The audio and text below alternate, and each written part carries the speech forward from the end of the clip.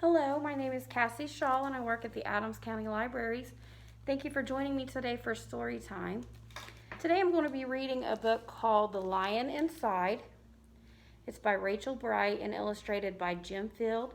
Copyright Jacket Art in 2015. After you listen to the story, if you want, you can go to the links that are on this page and make some crafts and listen to some music about lions and about mice, because this is what this book is about. Let's get started.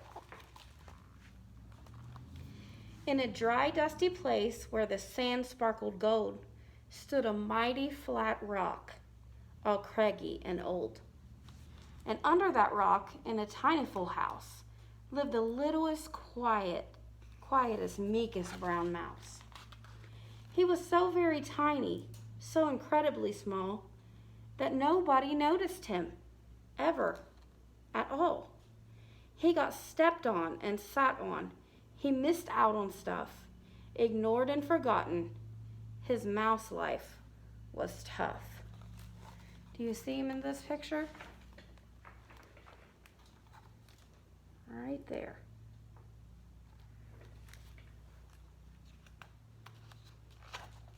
Got stepped on by the elephant. He got sat on by the zebra. Meanwhile, far above, on top of the rock, times were quite different. It was lion o'clock. This huge, toothy creature made sure everyone saw how important he was and how loud he could roar. He was head of the pack. He was shouty and proud. He loved flexing his biceps and wowing the crowd. Yes, all were impressed by this mighty king cat. If only, thought Mouse, I could be more like that. Do you see Mouse in this picture? All the way down here. Then late one dark night in his tiny mouse bed, the cleverest thought popped into his head. He leaped up in the darkness and held up a paw.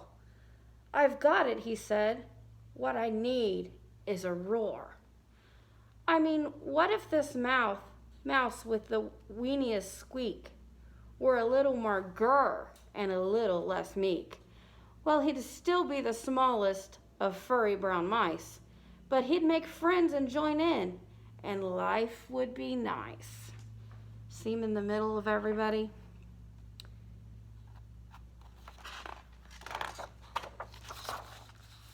Yes, thought the mouse, I must find out how.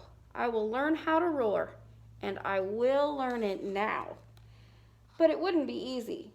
There was only one beast who could teach him this thing, but might make him a feast. It was time to be strong, take a chance after all. Forever was such a long time to feel small. So he made himself brave, and he thought like a winner. He set off for the top, hoping not to be dinner. It felt like the scariest thing he could do.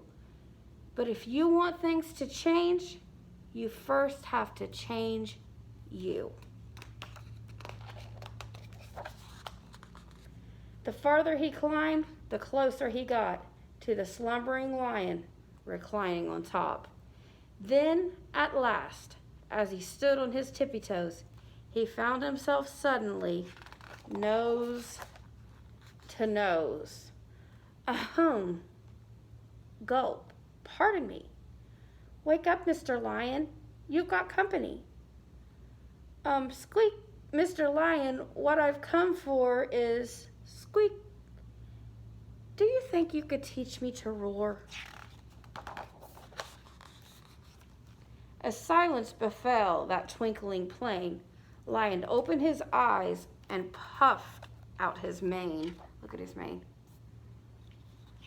Time went so slowly, it felt like a week. Then he opened his mouth and let out an eek. Look at him. He jumped off the floor.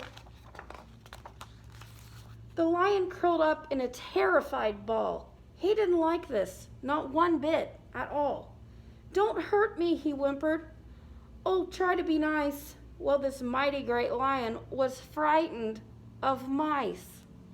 "Don't worry," Mouse peeped. "I'm here as a friend. Let's hang out together. Be pals till the end." Look at him.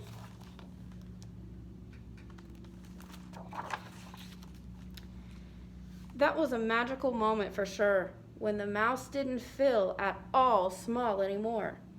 He had found his true voice and learned to speak out. And for that, you don't need to roar or even to shout. And from that day and always, the two were quite a pair.